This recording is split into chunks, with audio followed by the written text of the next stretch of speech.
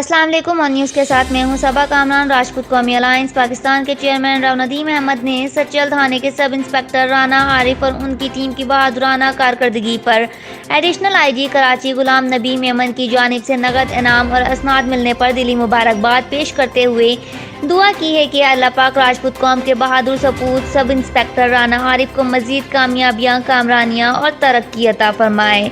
राव नदीम अहमद ने खराज तहसीन पेश करते हुए मजीद कहा कि राना आरिफ जैसे बहादुर और निडर जवान राजपूत कौम का सरमाया हैं, जिनकी वजह से कौम का सर फख्र से बुलंद रहता है। उन्होंने कहा कि राजपूत कौम अपने भाई राना आरिफ को सैल्यूट करती है, जिन्होंने अपने महकमे में बेहतरीन कारकर्दगी सर अंजाम देकर अपने महकमे के साथ साथ राजपूत कौम की आन बान और शान बढ़ाई है। उन्होंने राजपूत कौम के नौजवानों को तलकीन की कि वो राना आरिफ जैसे बहादुर और निडर जवानों को अपना रोल मॉडल बनाएं और अपने अपने शोबों में नाम पैदा करें। बिलाशुबा राजपूत कौम में सलाहियतों की कोई कमी नहीं।